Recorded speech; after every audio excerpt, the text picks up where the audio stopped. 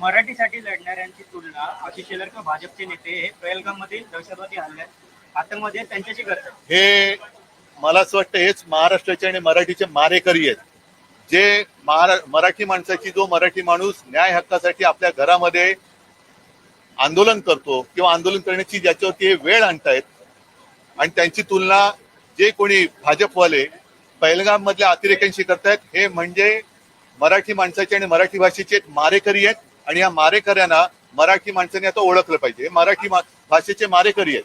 आणि मग जर का त्यांनी विषय काढलाच असेल तर पहलगामचे अतिरेकी भाजपामध्ये गेले का हे त्यांनी सांगावं. मिळत कसे नाहीत हे पहलगाम मधले अतिरेकी? गेले कुठे? ज्याने आमच्यावरती आरोप केला त्यांच्या घरामध्ये राहतात का? गेले कुठे? लाज वाटली पाहिजे की एक तर तुम्ही हिंदूंनाही वाचवू शकत नाही आणि मराठी माणसांवरती अन्याय करणाऱ्यांची तुम्ही बाजू घेता. हे असे कर्मदरिद्री लोक आपल्या महाराष्ट्रामध्ये दुर्दैवाने राज्यकर्ते आहेत, याची लाज वाटते.